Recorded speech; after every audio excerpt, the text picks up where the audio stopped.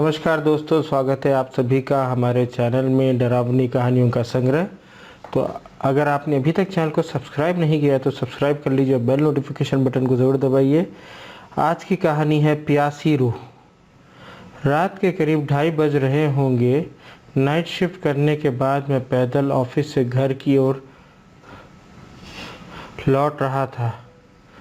वाहन न होने के कारण बीते 1-1.5 साल से महानगर की सूनी बियावान और लंबी सड़कें हम साया बनकर मेरे साथ चलती हैं। बाप रे, इतनी लंबी लंबी और भूतिया सड़कें ख़त्म होने का नाम ही नहीं लेती। बस चलती रहती हैं, रुकने का नाम ही नहीं लेती। कहीं ऐसा घंघोर अंधेरा कि पैर कहाँ पड़ रहे हैं पता ही ना चले, तो कहीं खंभों की लाइट से फूटते सफ़ेद झिलमिलाते प्रकाश में नहाती सड़कों की खूबसूरती देखते ही बनती है। रोज़ाना का रूटीन होने के कारण अब इन सूनी और अंधेरी सड़कों से डर नहीं लगता। इन्हीं सूनी और बियावान रास्तों पर दिन भर इतना हेवी ट्रैफिक और चहल पहल रहती है कि एक कदम पैदल चलना भी दुर्लभ हो जाए। मई की बेरहम गर्मी, माथे से छूता पसीना, और ऐसे में अचानक हल्की हल्की ठंडी हवा चलने लगे। माथे से पसीने से टकराती ठंडी हवा कितनी शीतलता प्रदान करती है।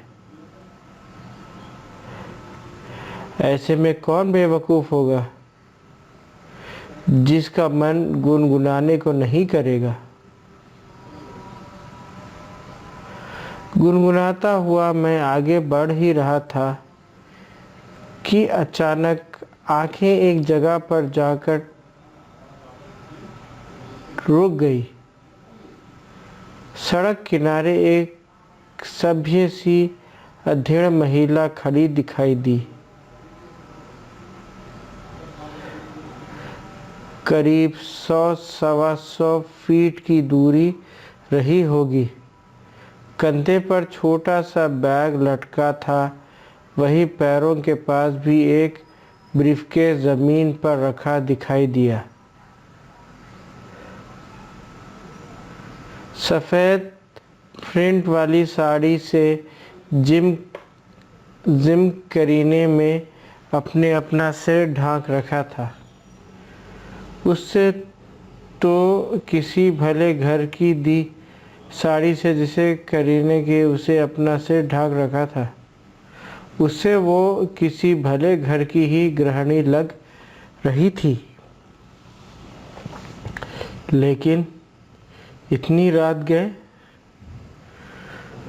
वो भी शहर के भीतर से गुजरने वाले हाईवे पर। कुछ अजीब सा लगा। हो सकता है मायके या ससुराल वालों ने बस में बिठा दिया हो और किसी कारण बस लेट होने पर महिला को देर रात यहाँ उतरना पड़ा हो। शायद उसका घर यहीं कहीं आसपास ही होगा, या फिर शायद सवारी ऑटो या रिक्शा का इंतज़ार कर रही हो। लेकिन इतनी रात गए रिक्शा कहाँ मिलेगा।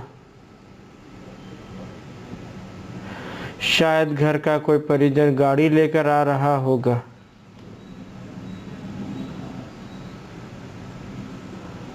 शायद सोचते हुए मैं उसके बहुत करीब आ गया। नज़रों से नज़रें टकराई, मगर वो ज़रा भी नहीं झिपी। मेरी आंखों में बराबर देखती रही। भय का नामो निशान तक नहीं, वरना इतनी अंधेरी और सूनी रात में एक अकेली महिला, कम से कम मुझ जैसे मवाली सरीखे इंसान को देख कर तो डर ही जाए, लेकिन वो तो लगातार घूरती रही। चेहरे पर ना कोई हाव ना कोई भाव। हाँ, होठों पर मुस्कान बराबर जमी रही। मैं ही जब गया, मुझे ही नजरें हटानी पड़ी।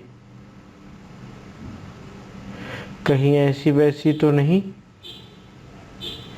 फिर एकदम से सिर झटक दिया। होगी कोई, मुझे क्या लेना देना। मैं तेजी से कदम बढ़ाता हुआ अनजान महिला को क्रॉस कर गया। अनजाने डर और शर्म के मारे मैंने फिर पलटकर नहीं देखा।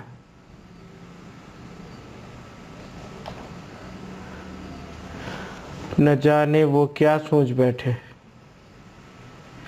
चलते चलते मैं दूसरी सड़क पर आ पहुंचा। अब वो सड़क और महिला पूरी तरह से ओझल हो चुकी थी। कहीं कोई भूत वूत तो नहीं थी। थोड़ी देर पहले भला लगने वाला रास्ता अब भयभीत करने लगा था। मैं जल्द ही जल्द अपने घर पहुंच जाना चाहता था।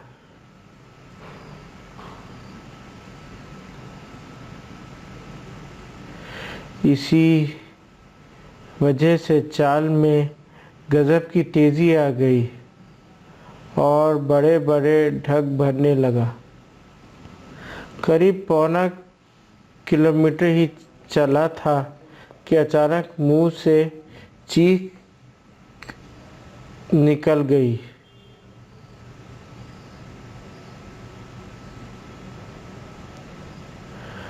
वो महिला करीब 100 गज दूर उसके सामने सड़क किनारे ठीक उसी ढंग में खड़ी दिखाई दी, कंधे पर बैग और ज़मीन पर ब्रीफकेस।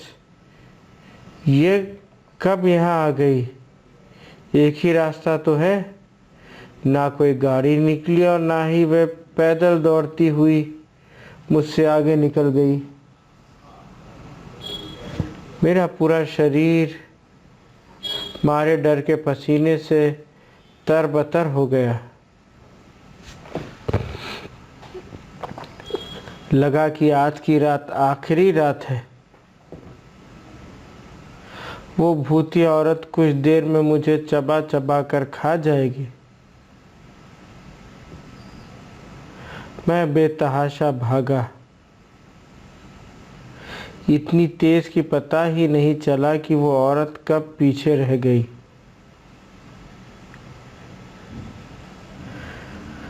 भागता रहा और सीधे घर पर जाकर ही रुका।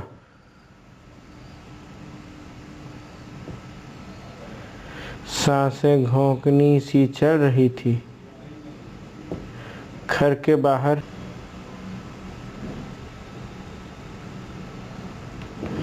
के बाहर ही कुछ पल खड़ा रहकर अपनी सांसों पर कंट्रोल किया। अगले दिन शाम करीब 5 बजे ऑफिस पहुंच गया। एक बुजुर्ग कर्मचारी को रात का सारा घटनाक्रम सुना डाला।